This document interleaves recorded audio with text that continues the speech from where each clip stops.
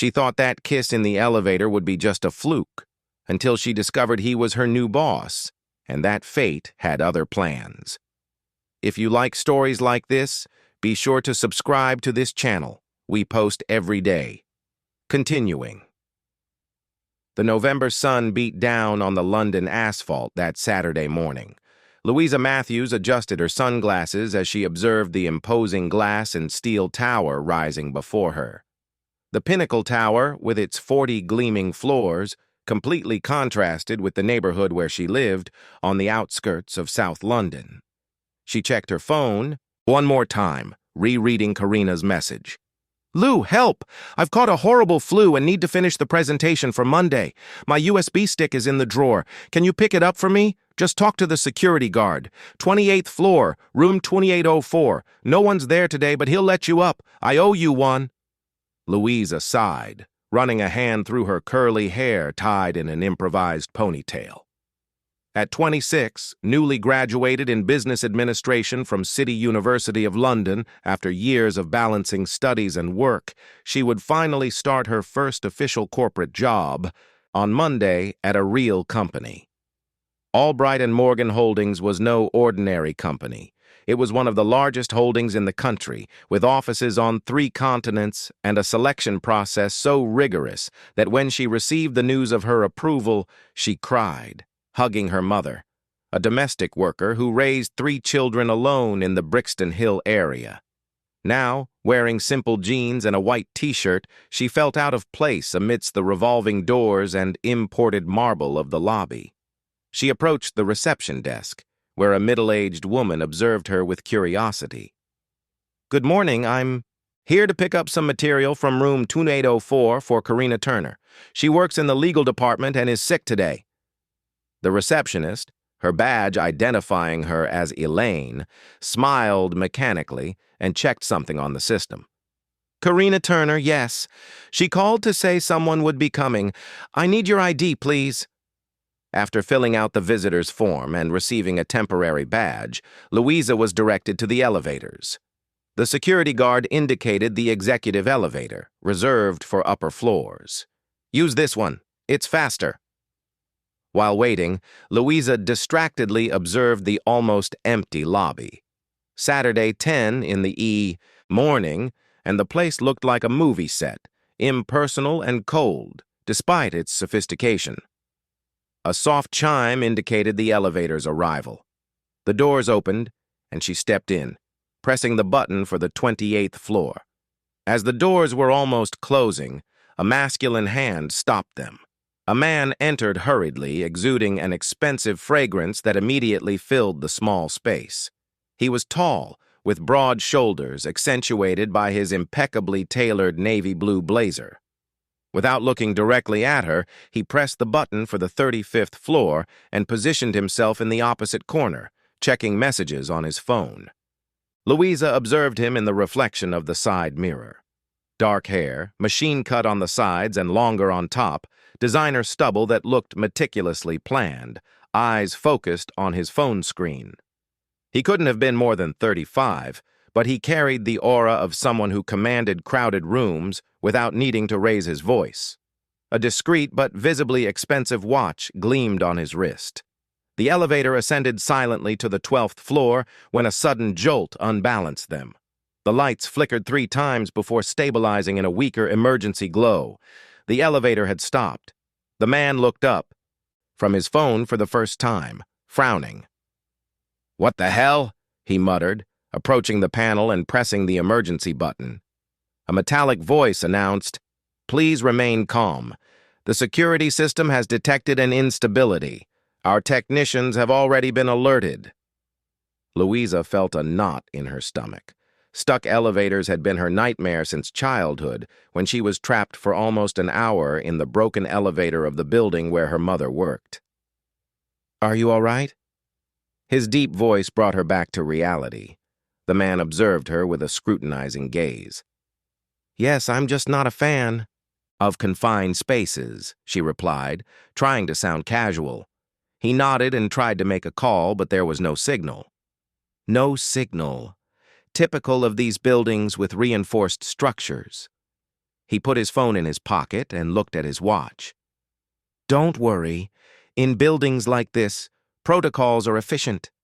They should resolve it in 15-20 minutes at most. Louisa nodded, grateful for the attempt at reassurance.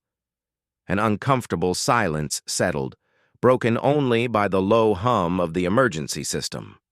Raphael Morgan, he said suddenly, extending his hand. Louisa Matthews, she replied, shaking the offered hand.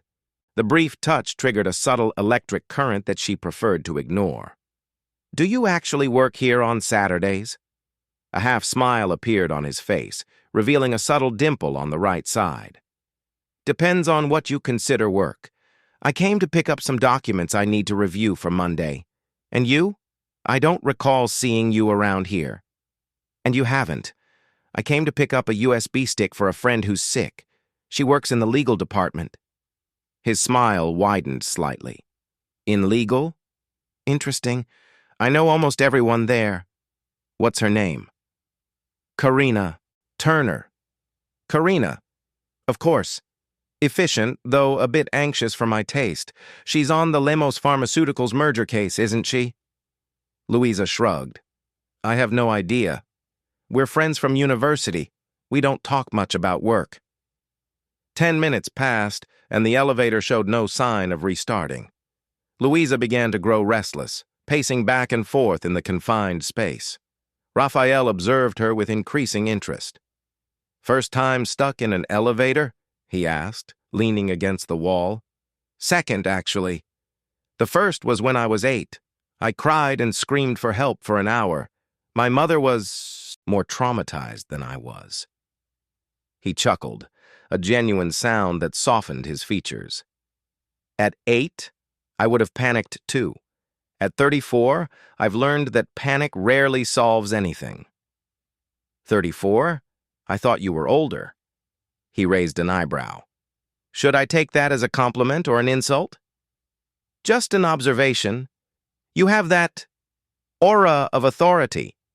It usually comes with age. Or with too much responsibility too soon, he replied, a hint of bitterness briefly coloring his voice. The elevator gave another jolt, making them stumble. Instinctively, Raphael held her arm to prevent her from falling. The touch through the thin fabric of her t-shirt seemed to burn her skin. Thank you, she murmured, subtly moving away when she regained her balance. You're welcome. He studied her for a moment. Are you from London? Born and raised, South London, Streatham. Something in his gaze shifted. Surprise, perhaps. Long way to get here? In more ways than one, she replied, an implicit challenge in her voice. 20 minutes turned into 30. The air began to feel stuffy, and Louisa removed the thin jacket she was wearing, revealing her delicate arms and a small tattoo on her wrist. A simple constellation, 5 connected stars. Orion? Raphael asked, indicating the tattoo with a nod. She smiled, surprised. Yes, I didn't expect anyone to recognize it. The hunter. Mythology has always fascinated me. He removed his own blazer, folding it meticulously over his arm. His white shirt highlighted a physique maintained with discipline, probably in expensive gyms before dawn. And what do you hunt, Louisa? The question, asked with an almost dangerous softness, hung in the air. Their gazes met directly for the first time, without evasion or pretext. His eyes, she now realized, were a deep green, almost translucent in the dim light. Stability, she answered honestly. Recognition, a place in the sun not just to survive, but to truly live. He nodded slowly, as if evaluating the response. Noble goals. And you? What does Raphael Morgan hunt when he's not stuck in elevators with strangers? An enigmatic smile appeared on his face. Something genuine in a world of fakes and hidden agendas. There was an intensity in the exchange that neither seemed willing to break. The air between them seemed charged with electricity, a tension that went beyond the mere discomfort of the situation. You don't seem to belong in this, Place, he said finally. Because I don't. At least not yet. She hesitated briefly before adding, I start working here on Monday, in the projects department. His eyebrows rose in genuine surprise. At Albright and Morgan Holdings? Yes. Junior analyst, nothing glamorous.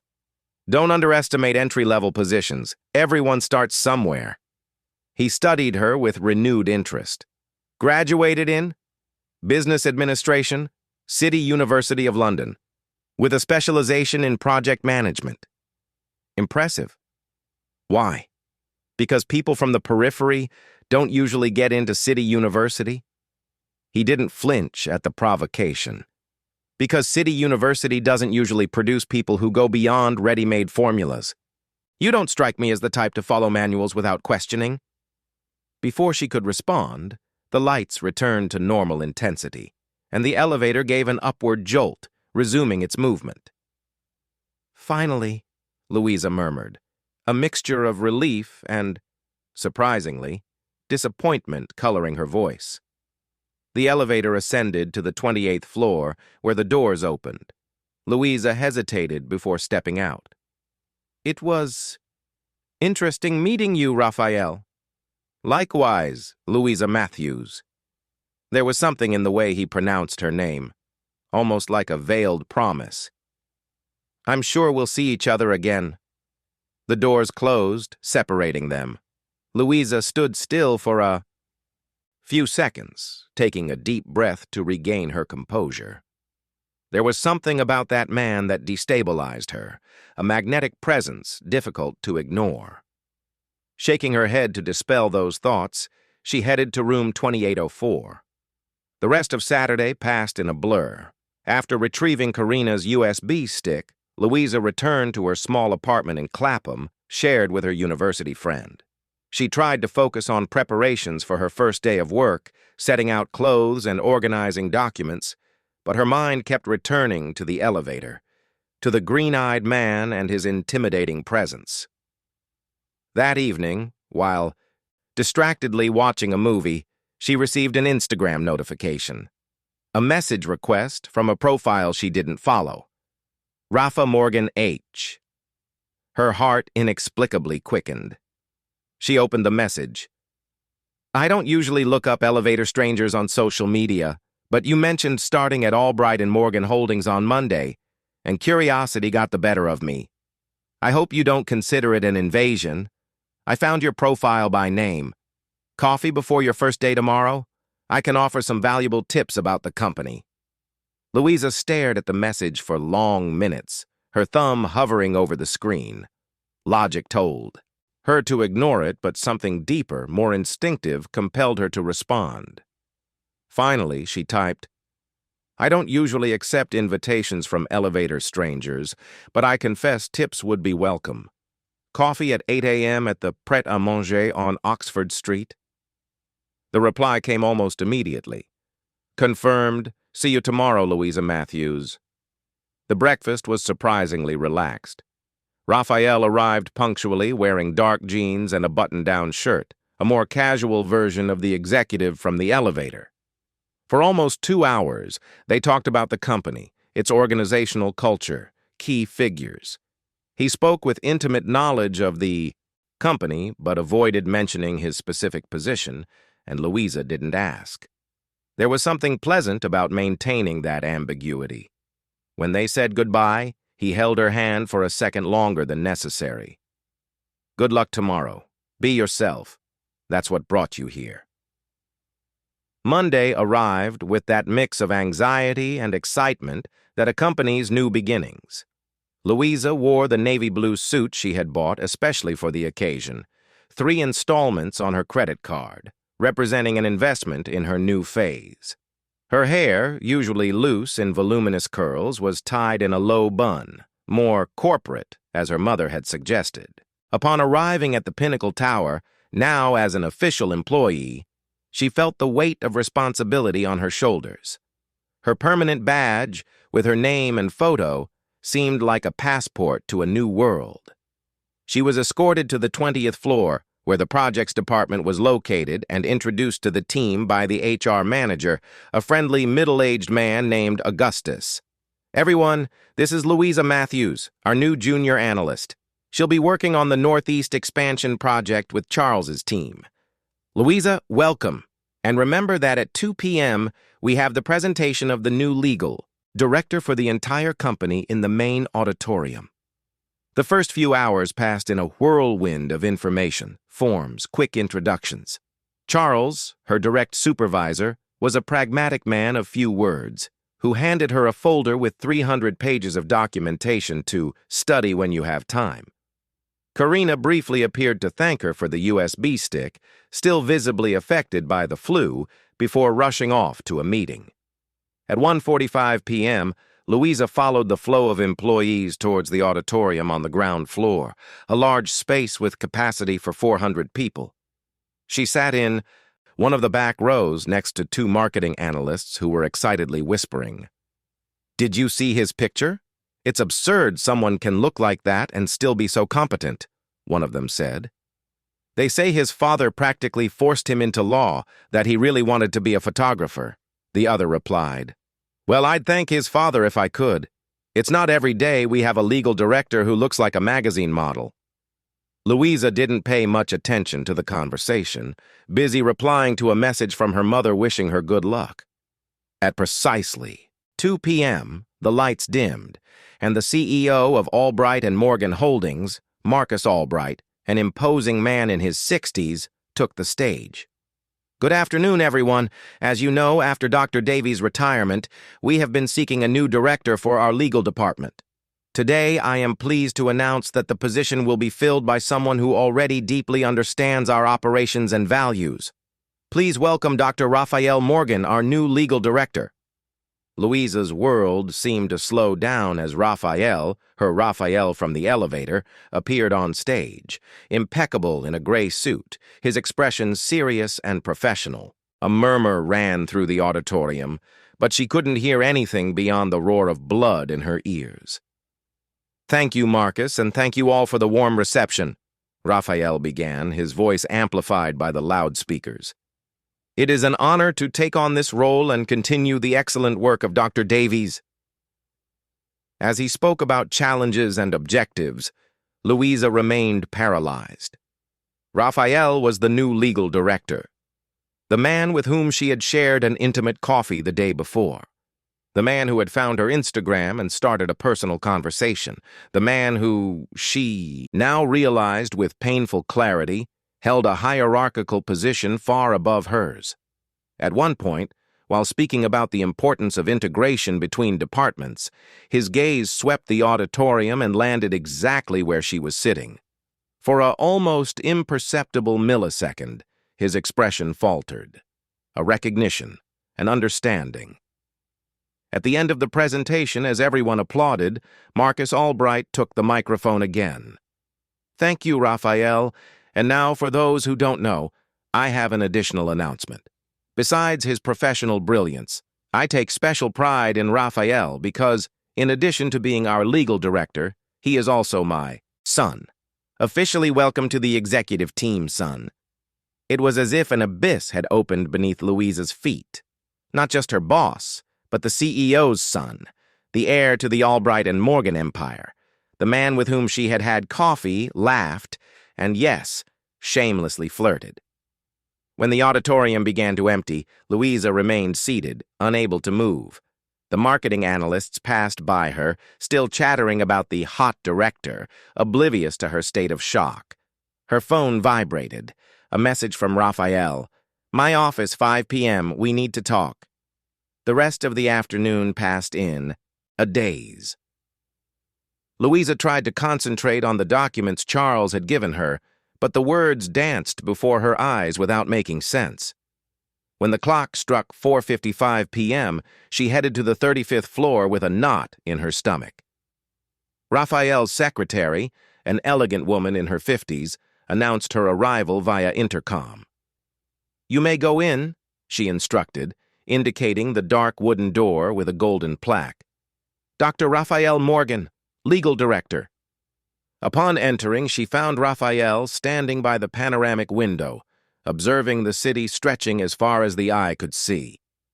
He turned upon hearing the door, and for a moment, the Raphael from the elevator, relaxed and provocative, showed through the executive's mask. "Louisa," he said simply, "please have a seat." She obeyed, choosing one of the armchairs in front of the imposing wooden desk. "I imagine you're as surprised as I am," he began, sitting opposite her, not behind the desk as would be customary, but in the armchair adjacent to hers, removing the physical barrier between them. "Surprised is an understatement," she replied, keeping her voice neutral. "Did you know who I was in the elevator?" "Of course not. It was genuinely a coincidence." "And when did you find out?" "Yesterday afternoon after coffee. I was reviewing recent hires when I saw your name. I tried to call you, but you didn't answer." It was true. She had ignored 2 calls from an unknown number. "And at coffee? Why didn't you mention you were the legal director or the CEO's son?" Raphael sighed, running a hand through his hair in a gesture he seemed rarely to allow himself in public. "It was selfish of me, I admit, but it was refreshing to talk to someone who didn't see me as Marcus's son or the director. Someone who laughed at my jokes because they were funny, not because I signed the checks. That doesn't change the fact that we had a personal interaction, and now you're my hierarchical superior. Several layers above, in fact." Louisa held his gaze firmly, refusing to show intimidation. "This has serious implications." "It does, and that's why we need to establish clear boundaries." He leaned slightly forward. "Louisa, your resume is exceptional. You earned this position on your own merit, and it would be a waste for the company to lose a talent like you because of an unfortunate timing coincidence." "What do you suggest, then?"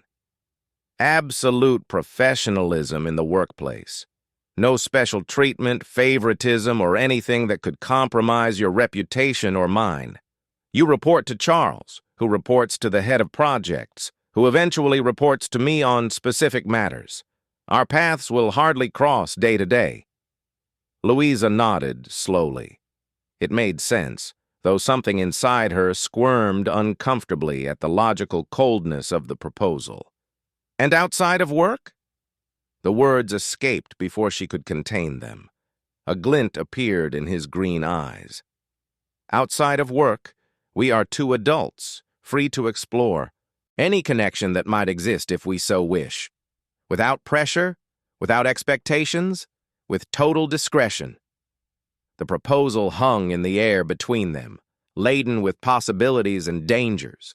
It was absolutely unethical, potentially damaging to her career, definitely complicated for his.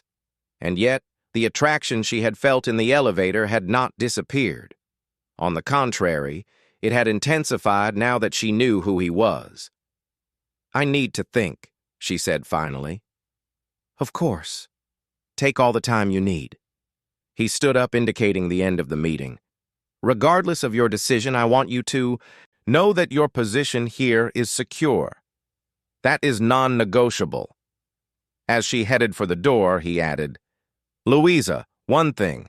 If you decide we can try something, we need to establish rules. Clear and non-negotiable ones, for both our protection." She nodded, her hand on the doorknob. "Rules I understand, Raphael. I grew up with them. The difference is that some people have the privilege of breaking them without consequences. Others don't." 3 days later, after sleepless nights and long conversations with herself, Louisa sent a message to the personal number Raphael had given her. "What are those rules you mentioned?" The rules were established at a discreet cafe in Soho, far from the corporate gaze and sharp tongues of Albright and Morgan Holdings. Raphael enumerated them with the precision of a lawyer drafting a contract, while Louisa observed him with a mixture of fascination and apprehension. First, no physical or personal contact in the workplace, Not even a prolonged glance in meetings. Within that building, we are exclusively professionals, he said, his fingers drumming softly against the espresso cup. Second, no communication via corporate email or company phones. Third, meetings only outside the city or in places where we are unlikely to run into colleagues. Fourth, no mention of our arrangement to absolutely anyone, including close friends or family. Louisa absorbed every word, aware of the gravity of what she was about to embark on. It wasn't just a complicated relationship. It was potentially devastating for her nascent career. Fifth, he continued, his gaze intensifying, if at any point either of us feels this is interfering with work or becoming an unacceptable risk, we have the right to end it immediately, without resentment or professional consequences. And the sixth rule? Louisa asked, intuiting there was more. An enigmatic smile appeared on his lips. The sixth rule is that outside these restrictions there are no rules. We are just Raphael and Louisa, two adults exploring a connection that began by chance in an elevator. She nodded slowly, pondering each implication. I accept, she said finally, extending her hand as if closing a business deal. Raphael ignored her outstretched hand. He leaned across the table and, with a boldness that left her breathless, softly brushed his lips against hers. Sealed, he murmured. Thus began the most intense and complex relationship Louisa had ever experienced. During the day, in the imposing Pinnacle Tower, she was just another junior analyst, absorbing knowledge, proving her worth in every task, building a reputation based exclusively on competence.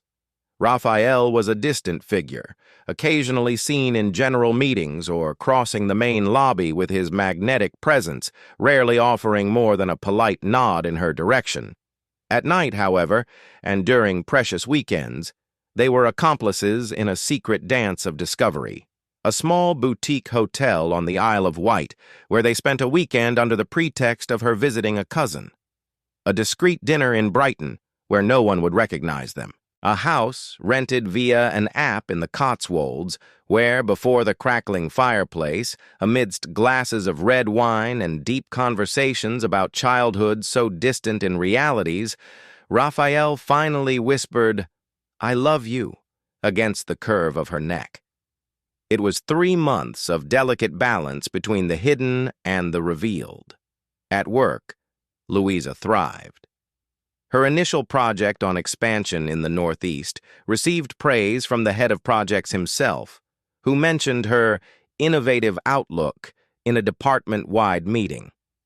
Karina, now a closer friend in the corporate environment, often commented on how she had fallen into the good graces of leadership. I don't know how you did it, Lou, but the higher-ups are watching you. In a good way, you know. I heard your report on the Liverpool market ended up on Marcus's desk. Louisa merely smiled at such comments, a mixture of legitimate pride and latent guilt burning in her chest. She knew every professional recognition was deserved. She worked harder than any other analyst, sacrificing nights and weekends, when not with Raphael, poring over research and analysis. But the shadow of doubt always lingered. What if they found out? What if they attributed her success to her secret relationship with the CEO's son? Raphael, for his part, maintained impeccable professional distance. In an interdepartmental meeting where Louisa had to present data from the Northeast project, he asked pertinent and challenging questions, never showing any favoritism. In fact, his critical stance made her sweat more than usual, preparing exhaustively not to leave any room for doubt.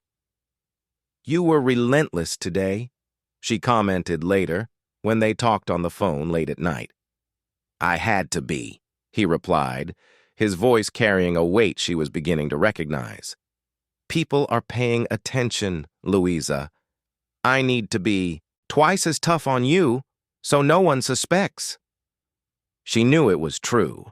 Raphael carried the additional burden of being the founder's son, Every decision, every promotion he granted, every project he supported was scrutinized by envious eyes, ready to shout nepotism. He had earned his position with impeccable qualifications, a degree from City University, like her, a master's from Harvard, a doctorate from Stanford, experience in international law firms before returning to the UK to work for the family business. Still, the stigma of being the boss's son never left him. The first crack in the carefully constructed wall appeared on a rainy Thursday in February. Louisa had spent the night at Raphael's apartment, a minimalist loft in Canary Wharf with panoramic views of the city. It was the first time they had dared this level of intimacy in London itself, but the storm battering the city made the idea of driving to the coast dangerously impractical. The next morning, they left separately. She first by Uber at 6:30 a.m., he an hour later in his car. What they hadn't counted on was that Marina, a senior marketing analyst known for her sharp tongue and boundless ambition, lived in the building opposite. From her kitchen window while making coffee, she clearly saw Louisa leave the luxurious building at 6:30 in the morning, clearly wearing the same clothes as the day before. By 10 a.m., the buzz had already started. Sideways glances in the cafeteria, whispered conversations that ceased when she approached. Karina was the first to confront her, pulling her into the ladies' room with urgency on her usually serene face. "Lou, I need to ask you something, and please, don't lie to me." Her eyes showed genuine concern. "Are you dating someone from the company?" Louisa's stomach dropped. "Why do you ask?" "Because Marina is spreading it to everyone that she saw you leaving Raphael Morgan's building early today in the same clothes. She's practically holding a mock trial in the marketing department." Louisa felt the blood drain from her face. Her knees buckled and she had to lean on the sink. "Karina, You don't need to confirm," Karina interrupted, raising her hand. "Your face already said it all. Lou, do you realize what you're doing? He's the legal director. He's the owner's son. He's practically corporate royalty, and you just got here."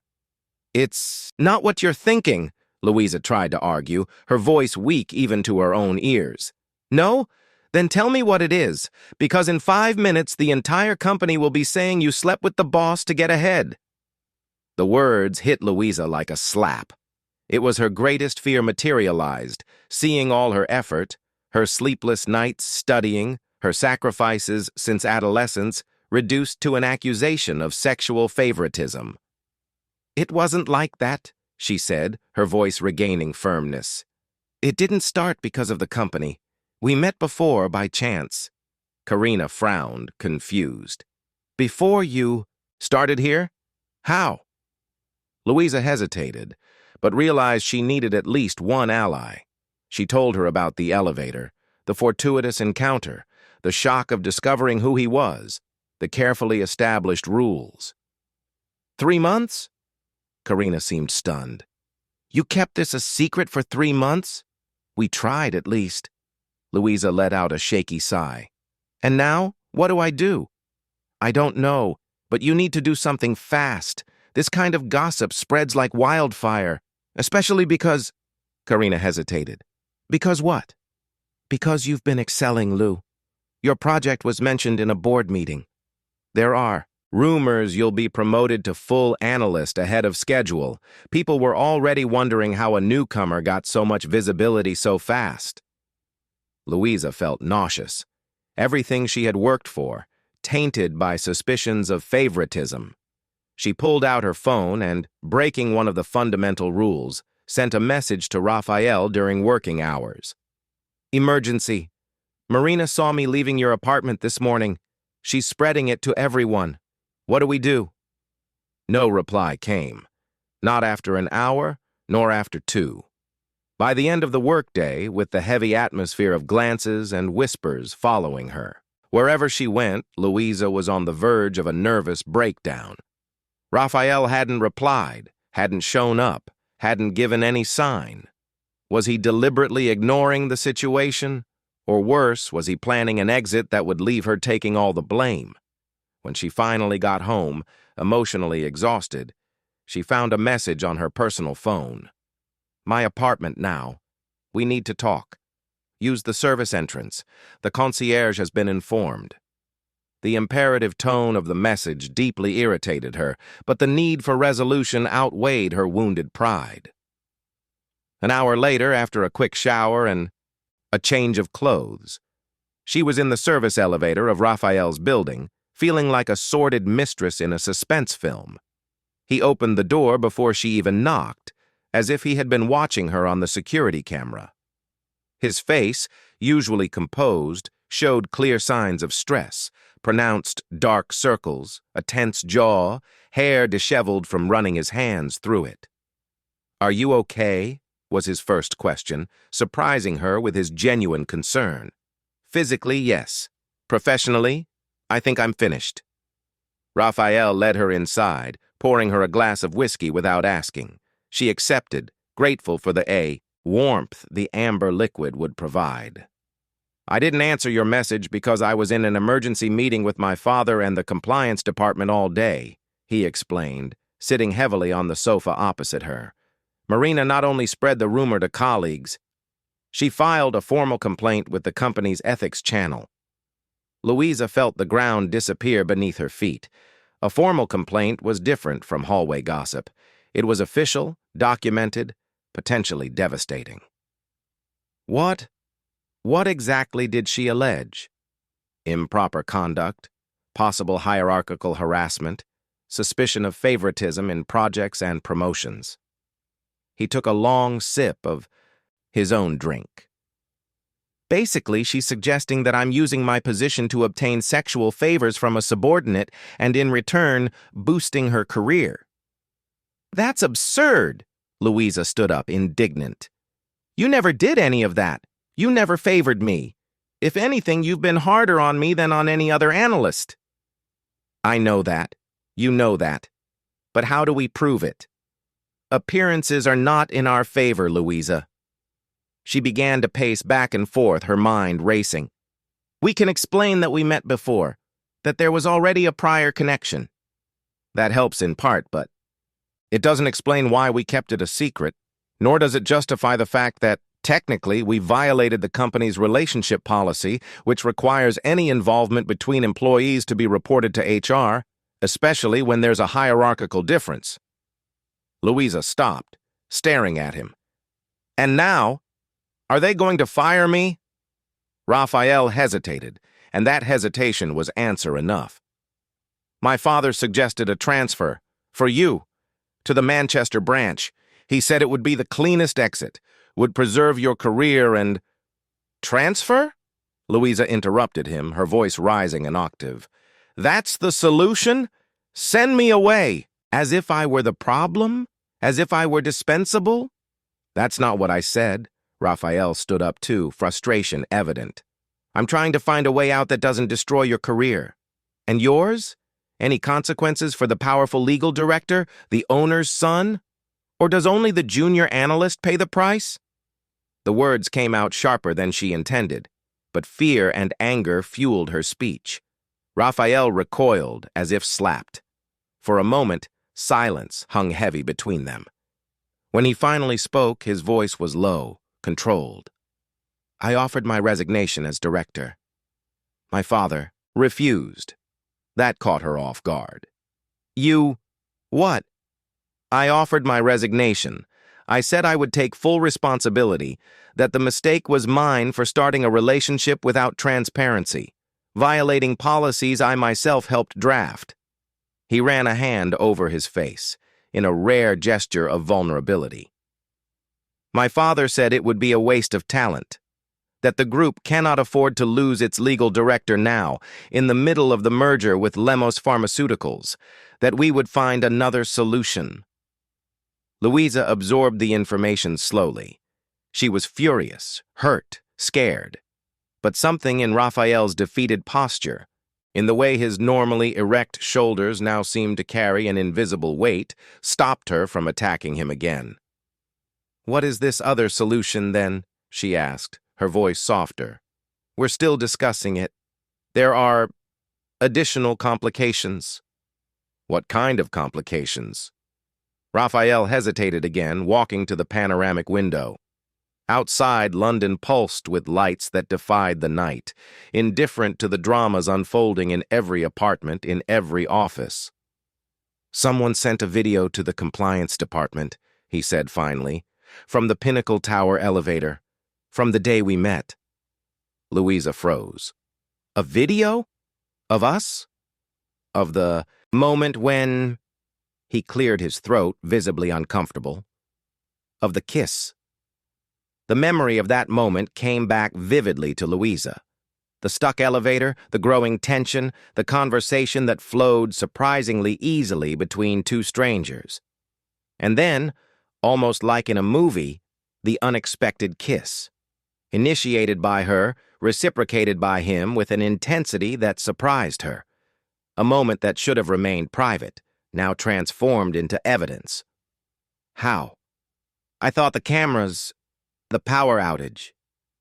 The cameras have battery backup. They continue recording even during power outages, though with reduced quality."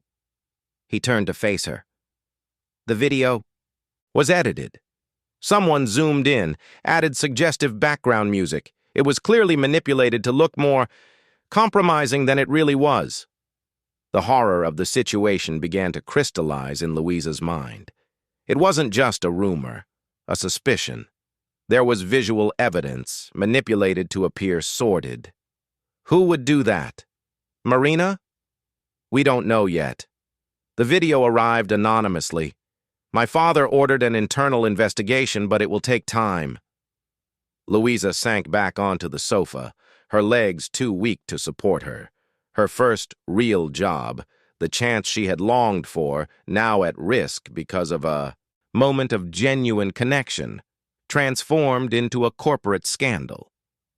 "I'm not going to Manchester," she said finally, her voice regaining firmness. "I'm not going to run away as if I did something wrong." Raphael watched her for a long moment, a glint of admiration appearing in his tired eyes. "What do you suggest, then?" "Total transparency. We admit everything. The elevator encounter, the relationship we developed afterward, the rules we established to maintain professional ethics. No omissions, no excuses." "That might not be enough, Louisa. The damage to your reputation—" "My reputation?" She laughed, but there was no humor in her sound. "Raphael, I grew up in Streatham. Do you know how many times I heard I wouldn't get anywhere? That girls like me end up pregnant at 16 or in menial jobs? My mother cleaned houses for 30 years so I could study. I won't let a manipulated video and malicious gossip define me now." The determination in her voice seemed to ignite something in Raphael. He nodded slowly, a resolution forming on his face. "All right, total transparency, but we do it my way." He moved closer, sitting beside her on the sofa. "Tomorrow I'll request a general meeting, all departments, all employees. And there, before everyone, I'll acknowledge the relationship and explain exactly how it happened." "We acknowledge it," she corrected. "I'll be by your side." He hesitated. "Are you sure?" "It will be difficult. There will be stares, comments, judgments." "I am. I won't hide." She reached out, touching his face gently. "But I want to know one thing first. What does this mean for us? Are we in this together just to face the scandal, or—" Raphael covered her hand with his. "We are in this together, period. If you still want me after all this mess." That night, they slept embraced, the apprehension for the next day mingling with a strange sense of relief. The secret was out. For better or worse, they would no longer have to live in the shadows. The morning brought renewed determination. They arrived separately at the company, as agreed. At 10 a.m., an email was distributed to all employees, calling for an extraordinary meeting at 11 a.m. in the main auditorium. Personally signed by Marcus Albright, CEO, and Raphael Morgan, legal director. The corridors buzzed with speculation. Louisa held her head high as she passed whispering groups. some discreetly pointing, others pretending not to notice her. Karina met her in the bathroom minutes before the meeting. "Are you okay? It looks like there's going to be some kind of announcement."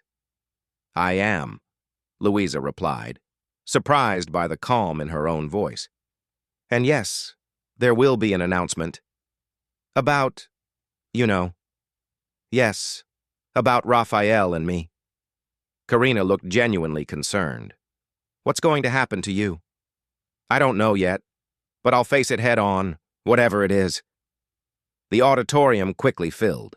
Employees from all departments, from the highest executive to the most recent intern, all accommodated in numbered seats or standing along the sides. Louisa chose a seat in the middle, neither hidden in the back nor provocatively at the front.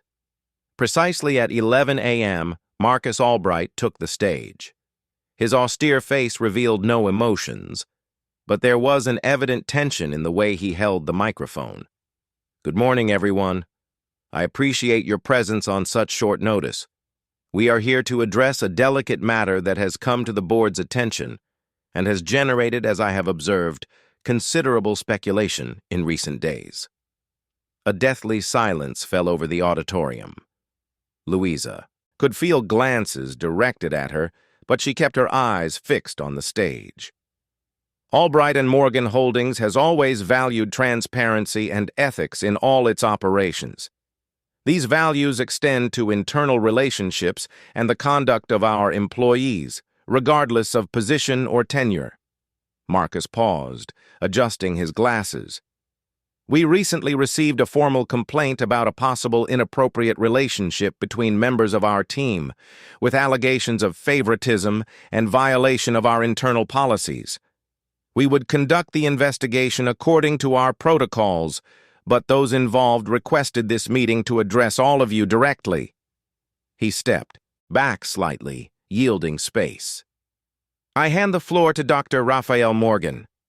Raphael took the stage with the professional demeanor everyone knew, though Louisa could detect the tension in his shoulders. He adjusted the microphone, and for a brief moment his eyes met hers in the crowd. "Good morning.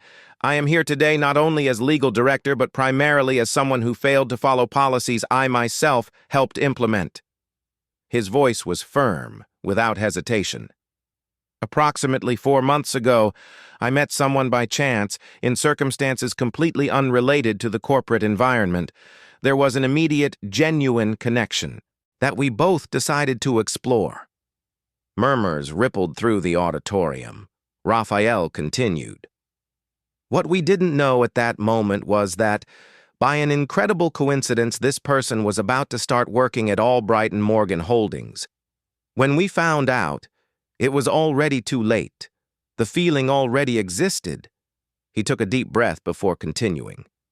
"I recognize that, at that moment, the correct procedure would have been to inform the Human Resources Department and follow our protocol for relationships between employees.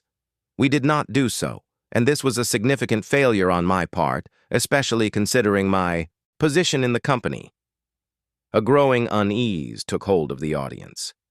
Raphael raised his hand slightly, asking for silence. "I want to make it absolutely clear. At no time was there any kind of harassment, coercion, or use of power to obtain favors of any nature. We established strict rules of professional conduct, maintaining absolute distance in the workplace. Any professional recognition received by the person in question was based exclusively on merit and competence, evaluated by her direct superiors, without any interference from me." He paused again, his eyes once more meeting Louisa's.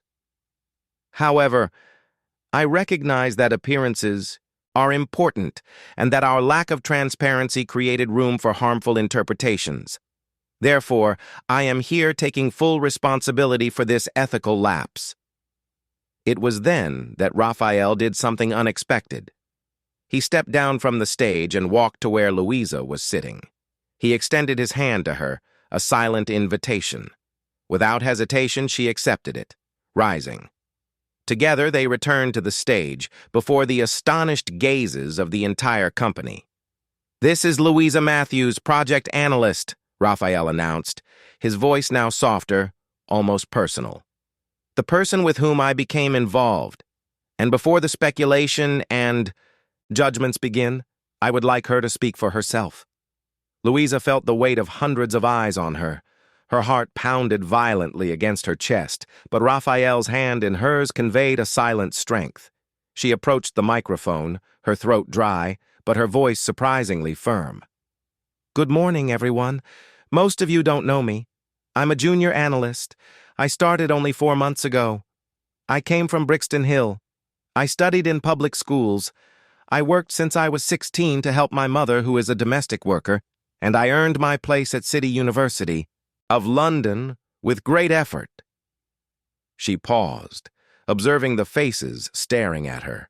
Some hostile, others curious, some genuinely sympathetic. When I joined Albright and Morgan Holdings, it was a dream come true. My first official corporate job at a large company, a chance to build a solid career.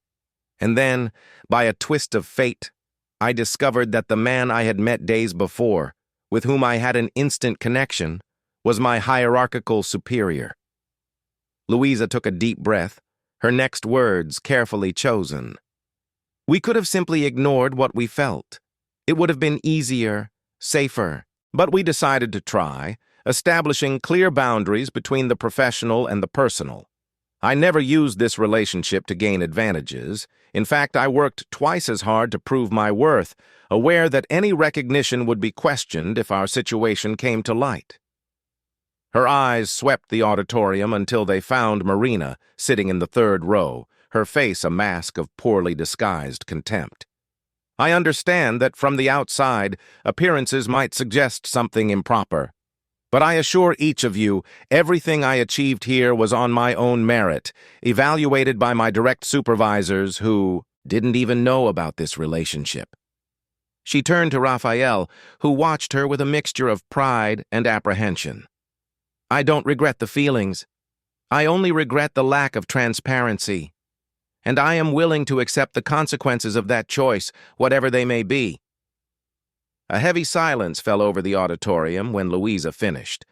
It was Marcus Albright who broke it, returning to the center of the stage. Thank you for your honesty, Ms. Matthews. He turned to the audience. The board of directors and I have discussed this situation extensively over the past 24 hours. It is an unprecedented case in our corporate history, and it required careful analysis. Marcus adjusted his glasses again, a nervous habit rarely seen in the always composed CEO. After evaluating all aspects, including Ms. Matthews's professional performance, independently confirmed by her direct superiors, and Dr. Morgan's conduct regarding his duties as director, we have reached a decision. Louisa felt Raphael's hand squeeze hers discreetly. She braced herself for the worst. Albright and Morgan Holdings does not tolerate violations of its policies, especially those related to conflicts of interest. However, we also recognize that exceptional circumstances may require adapted solutions. He took a deep breath before continuing. Therefore, we have determined that Ms. Matthews will be transferred to the New Ventures Department, reporting directly to Director Claudia Finch, removing any hierarchical link, direct or indirect, with the legal department. Additionally, both will sign a terms of agreement establishing specific conduct to be followed in the professional environment. It wasn't dismissal.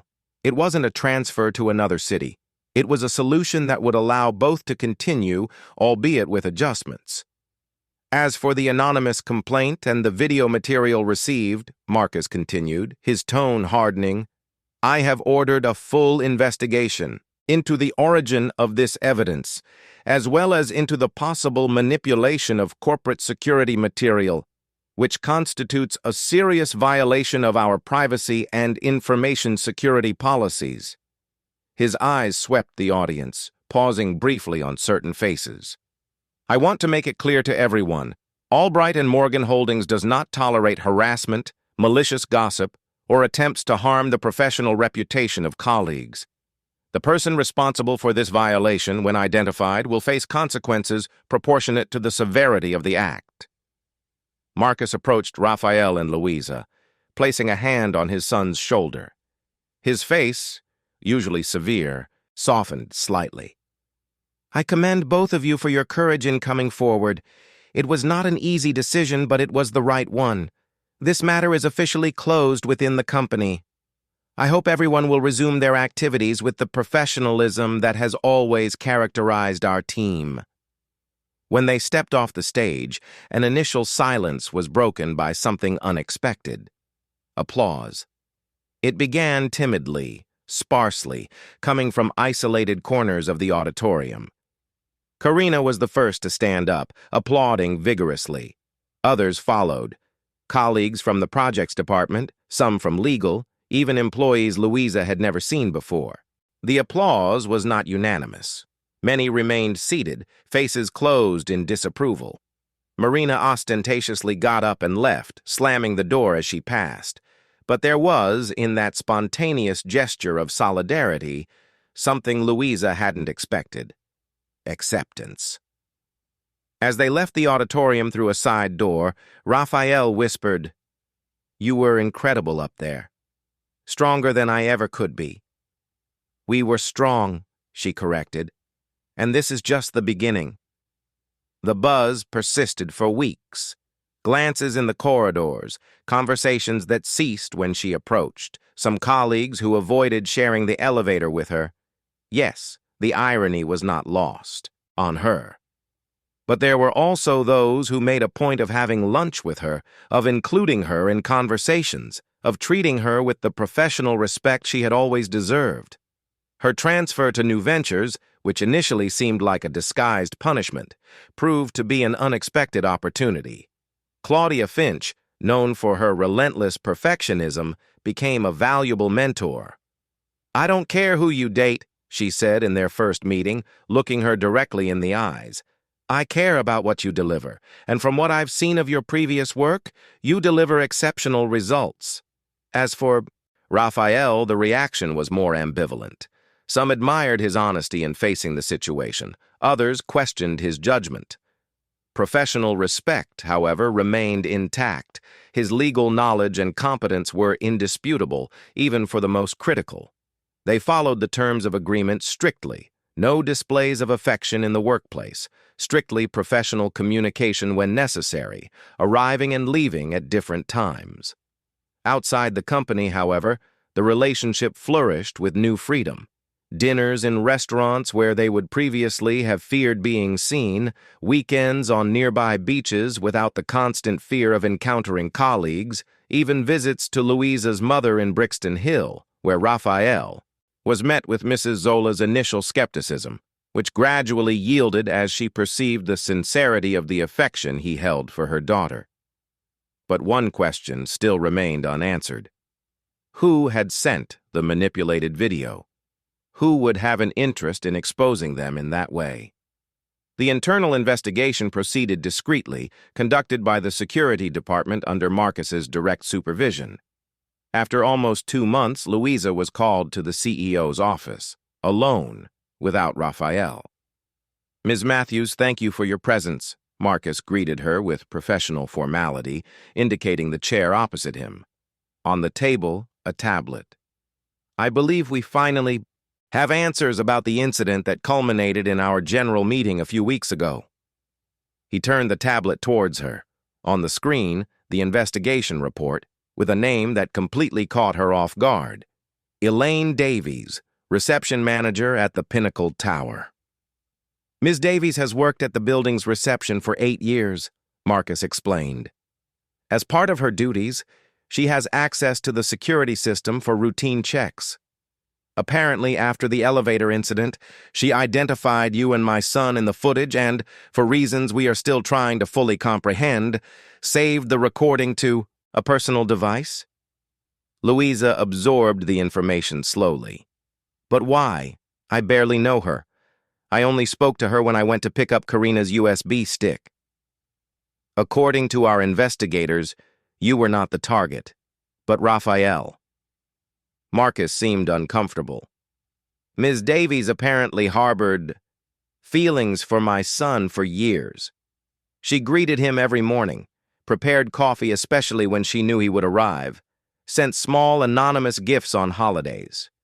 A fixation that Raphael, preoccupied with other matters, never noticed. A shiver ran down Louisa's spine. The idea of being watched, monitored, by a stranger driven by obsession was deeply unsettling. When she saw him with you that day, something broke, Marcus continued. And when she discovered months later that you were in a relationship, she decided to act. She edited the video, sent it anonymously to the complaints channel, and fueled rumors among employees, especially Marina from marketing, who merely served as an unwitting amplifier. What will happen to her?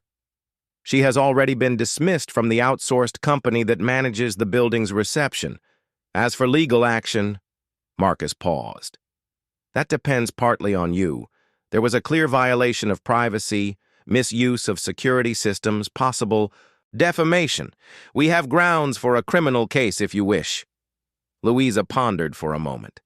The idea of prosecuting someone, of dragging that story through the courts, prolonging the spectacle, causing more pain, did not appeal to her.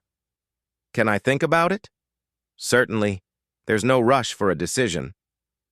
That night, she shared the discovery with Raphael. Sitting on the balcony of her apartment, watching illuminated London below, they discussed the implications. Elaine, Raphael murmured, perplexed. Always kind, always invisible. I never imagined... That's what's scary, Louisa replied, shrinking slightly against the cold night wind. We never know. Who's watching? Who's building narratives about us? What do you intend to do? About the lawsuit? She hesitated, organizing her thoughts. I don't want to sue her. Are you sure? She almost destroyed your career, our reputation. Yes, but suing won't bring peace. It will only prolong the drama, keep the wound open. Louisa turned to face him. Besides, she's already lost her job. She's already been exposed. How much more punishment does a person need? Raphael studied her face for a long moment before nodding slowly. Compassion. In a corporate world that values revenge and domination, you choose compassion. Do you know why I fell in love with you in that elevator, Louisa Matthews? Because of this. That light you carry, even having every reason to choose darkness. 2 days later, Louisa communicated her decision to Marcus. She would not prosecute Elaine. She only requested that the company offer her some form of psychological support, if possible. Marcus, initially surprised, eventually agreed. An unusual decision, he commented. Most would seek justice through retribution. Justice and revenge are different things, Louisa replied, with a confidence that surprised both of them. I believe everyone deserves a second chance to rebuild their lives, as long as they understand the impact of their actions. News of her decision spread quickly throughout the company. The impact was surprising. Colleagues who had previously avoided her now greeted her in the corridors. Claudia, her director, mentioned the attitude in a team meeting as an example of emotional leadership in crisis situations. Even Marina, the unwitting gossip, approached her one day in the cafeteria for an awkward apology. In the following weeks, Louisa was invited to participate in a mentorship program for young talents from underprivileged communities, organized by Albright and Morgan Holdings Social Foundation. She received invitations to panels on female leadership at business conferences. A business magazine included her in its annual list of 30 professionals under 30 to watch. Raphael, for his part, remained discreetly proud in the background. This is your moment, he would say when she hesitated to accept a speaking engagement or interview. You earned it. Not because of the scandal, but because of how you faced it. The months that followed brought a new routine for Louisa and Raphael. The storm had passed, leaving behind not destruction, but unexpectedly fertile ground. The relationship, once kept in the shadows, now blossomed in the light of day. still discreet in the corporate environment as per the agreement, but free from the secrets that had suffocated it. On a Friday afternoon, almost 6 months after the fateful day of the exposure, Louisa was closing her laptop in the New Ventures office when Claudia Finch approached, with her characteristic elegant and determined stride. "Finishing the Liverpool project report?" the director asked, leaning against the workstation partition. "Just sent it," Louisa confirmed, a satisfied smile on her face. "I included that additional socio-environmental impact analysis you suggested. I think it greatly strengthened the proposal." Claudia nodded, a glint of approval in her keen eyes. "Excellent. In fact, I came here to talk about something beyond reports." She gestured towards her private office. "Got a minute?" In the spacious office overlooking Hyde Park, Claudia didn't sit behind the imposing wooden desk as usual, but chose the 2 armchairs arranged in a more informal corner. It was a gesture Louisa had learned to recognize, when the conversation would be more personal than purely professional. "I'll get straight to the point," Claudia began, crossing her impeccably tailored trousers. "The board has approved the opening of a new coordinatorship within the department, focused specifically on social impact and sustainability projects, an arm that will work directly with the foundation and with clients interested in integrating purpose and profit." Louisa waited, sensing there was more to come. "Your name is being considered to take on this coordinatorship," Claudia completed, observing her reaction closely. "It would be a significant promotion, skipping some traditional career steps. But your work in recent months, especially on the Liverpool proposal and the pilot project with Scottish Highland communities, has demonstrated exactly the vision we are looking for." The surprise left Louisa momentarily speechless. A coordinatorship was a huge leap for someone who had joined the company less than a year ago as a junior analyst. I'm honored," she finally managed to articulate. "But I confess I'm surprised. There are much more experienced people in the department." "Technical experience is acquired, Louisa. Vision and purpose are rarer."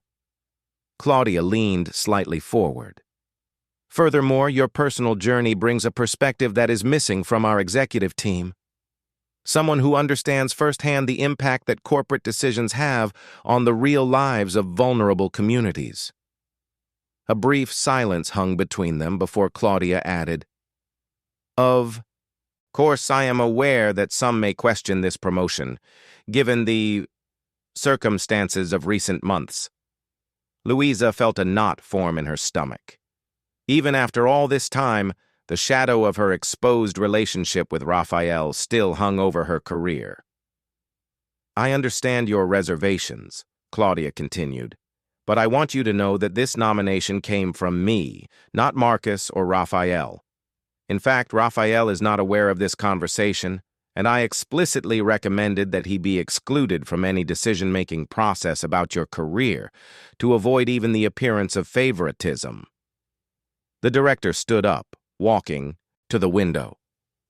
Outside, the sun was beginning to set, painting the London sky with orange hues that contrasted with the gray of the buildings. "You overcame a corporate scandal with dignity, Louisa. You transformed a potentially destructive moment into a platform for growth. That resilience, that ability to navigate turbulent waters without losing your way, is exactly what we need in leadership positions." Upon returning to her apartment that night, Louisa felt like she was floating.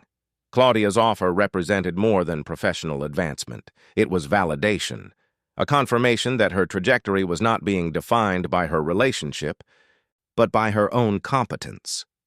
Raphael immediately noticed her radiant expression when he arrived for the dinner they had planned.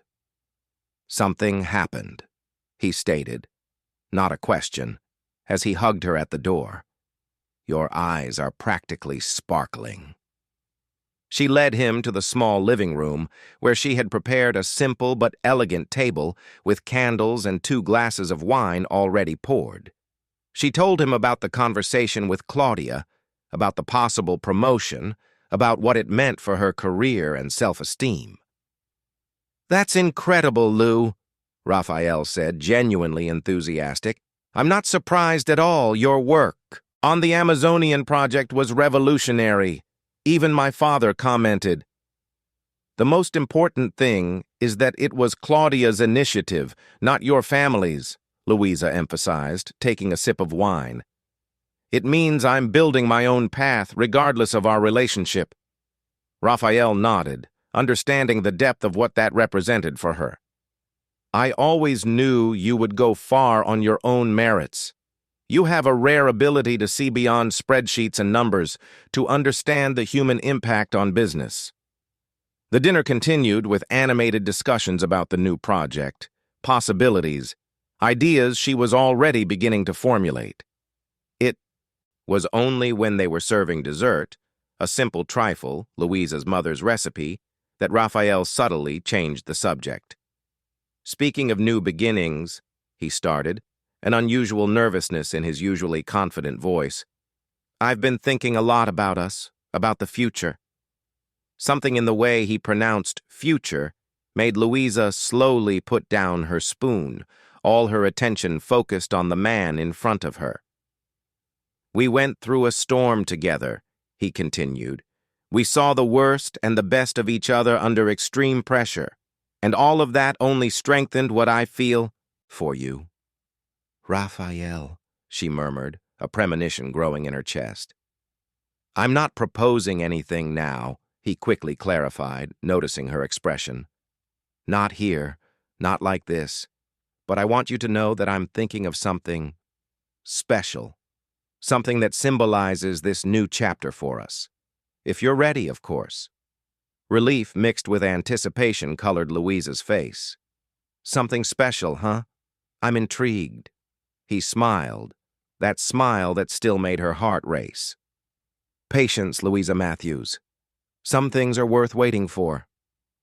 The following week, Louisa's promotion was made official.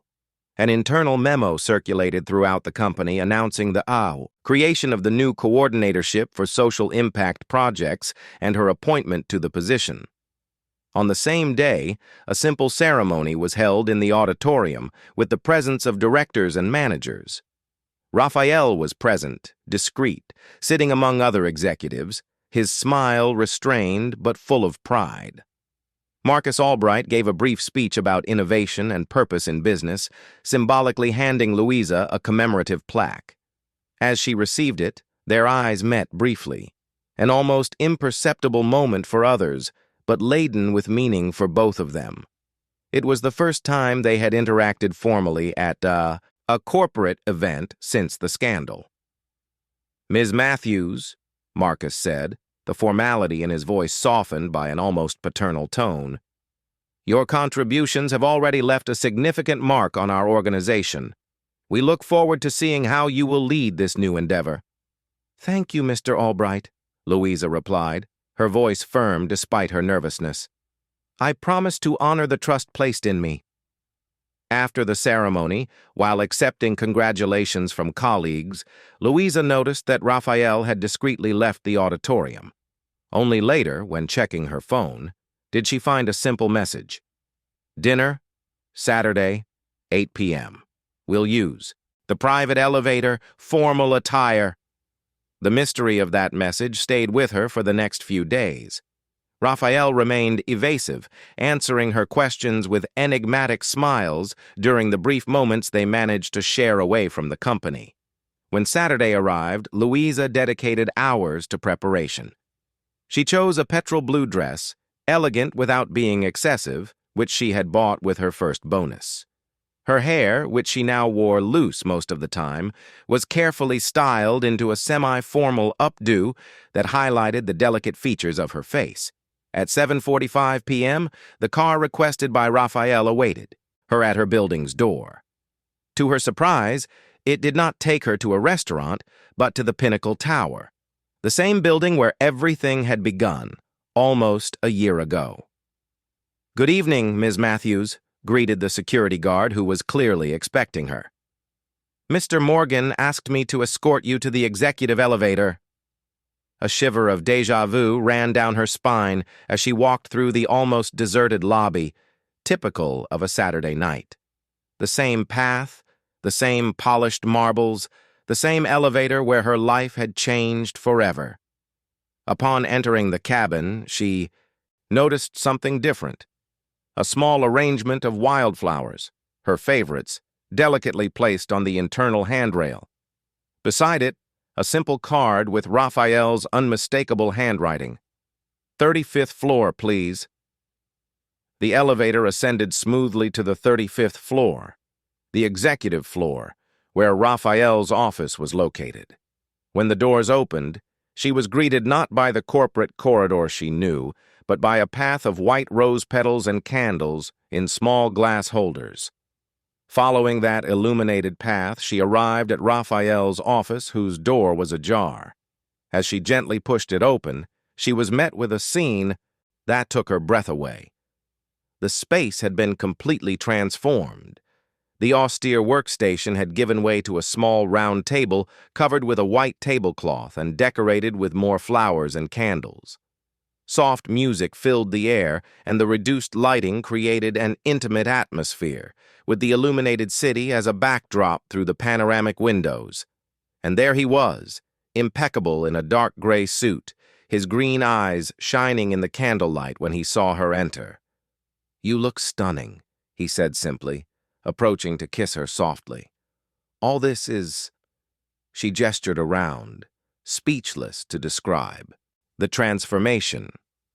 A celebration," he completed, "of your promotion, of our almost 1-year anniversary, and most importantly, of having survived everything we faced." The night unfolded like a dream. A private chef served a refined dinner, dishes that hinted at their origins. A gourmet reinterpretation of simple dishes that marked important moments in their lives. They talked, laughed, shared memories of the turbulent months and plans for the future. It was during dessert, a sophisticated creamy custard, a tribute to Louisa's favorite childhood treat, that Raphael discreetly checked his watch. "Is it getting late?" she asked, noticing the gesture. "Not exactly. Just checking the timing of a final surprise." Before she could question, his phone vibrated with a message. Raphael smiled, standing up and extending his hand to her. "Shall we go? There's something I want to show you." He led her back into the dimly lit corridor, only the path of candles illuminating their steps. To her surprise, they did not head for the main elevators, but for a side corridor that led to a specific set of elevators, those that exclusively served the executive area.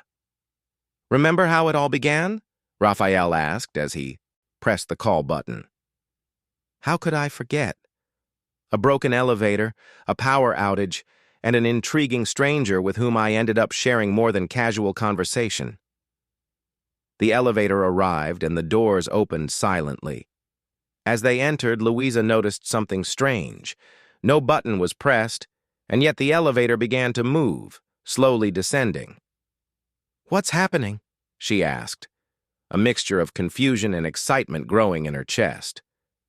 "Patience," he replied, an enigmatic smile on his lips. After a few seconds, the elevator gently stopped between 2 floors. The lights dimmed, not completely as the first time, but enough to create an intimate, almost dreamlike atmosphere. "You planned an elevator breakdown?" Louisa asked incredulously, a surprised laugh escaping her lips. "Let's just say I have friends in the maintenance department," Raphael replied, his eyes fixed on hers.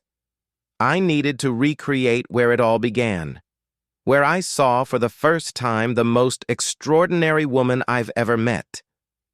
He took a step towards her, closing the distance between them. "That day, in this confined space, something changed in me, Louisa. Something I didn't even know I needed to change. You came into my life with your raw honesty, your challenging gaze, your strength that comes from places I, with all my privileges, can barely comprehend." Raphael took her hands in his. "Our journey hasn't been conventional. We've faced public exposure, judgments, obstacles that would have destroyed many couples. But every challenge only confirmed what I felt in that first moment, that you are unique, that what we've built is too precious to be defined by conventions or others' expectations. Louisa's heart raced as he released her hands to reach into the inner pocket of his jacket. From there, he pulled out a small, dark blue velvet box. I'm not asking because it's the next logical step, or because it's expected, he continued, his voice taking on an emotion rarely displayed. I'm asking because, after everything we've been through, I am absolutely certain that I want to build my life by your side. Not as heir and employee, not as director and coordinator, but as Raphael and Louisa. Opening the box, he revealed an elegant ring, a sapphire surrounded by small diamonds in an arrangement that vaguely resembled the Orion constellation tattooed on her wrist. Louisa Matthews, will you marry me? Not now, not tomorrow, but when we both feel the time is right? The tears Louisa had tried so hard to hold back finally escaped, tracing bright paths down her cheeks. Yes, she replied simply, her voice choked with emotion. Yes, Raphael. As he slid the ring onto her finger, the elevator suddenly began to move again, ascending. Louisa looked at him confused. The last part of the surprise, he explained with a smile. The doors opened on the 35th floor. To Louisa's absolute shock, the previously empty corridor was now filled with familiar faces. Karina, Claudia, close colleagues from both departments, Marcus Albright, and to her complete surprise, her mother, Mrs. Zola, visibly emotional, holding a small bouquet of flowers. "Surprise!" they exclaimed in unison, applause erupting in the previously formal space. "You planned an engagement party?" Louisa asked, still trying to process the scene. "With accomplices?" Raphael confirmed, gesturing to the smiling group. "Your mother was the hardest to convince to keep it a secret." Mrs. Zola approached, hugging her daughter tightly. "He picked me up personally from home," she whispered in her ear. "A car with a driver and everything. Your Raphael knows how to do things right, darling." The impromptu celebration extended late into the night. A small catering team discreetly appeared, serving canapes and champagne. Music began to play, and the corporate space transformed into something warm, alive, completely distant from its usual rigidity. At one point, while animatedly chatting with Karina and other colleagues who admired the ring, Louisa noticed Raphael in a corner, talking seriously with his father. Instinctively, she approached, catching fragments of the conversation.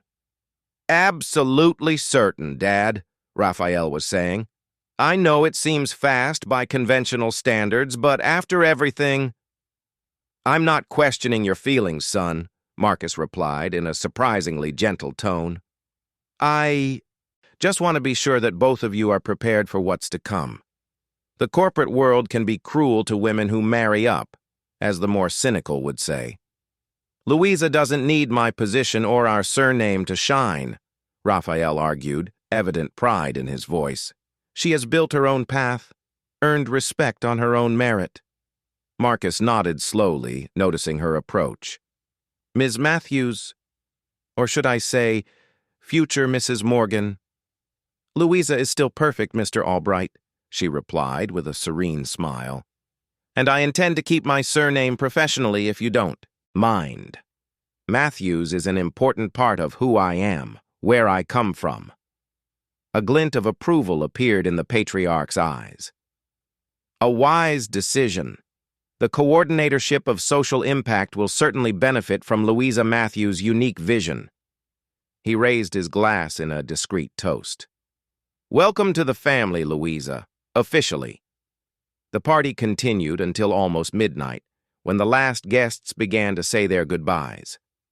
Claudia was one of the last to leave, pulling Louisa into a surprisingly warm hug from the always composed director.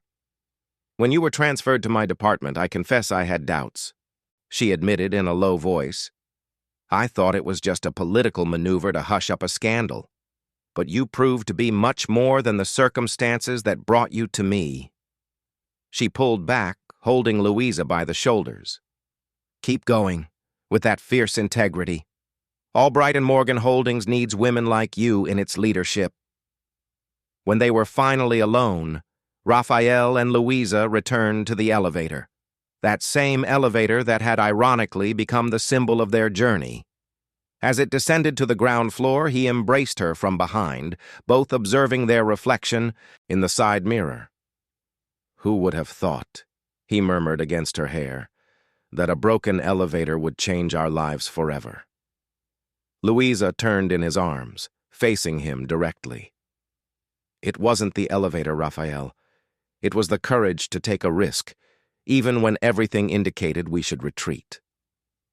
3 years have passed since then. The Pinnacle Tower remained imposing, but within it, significant changes occurred.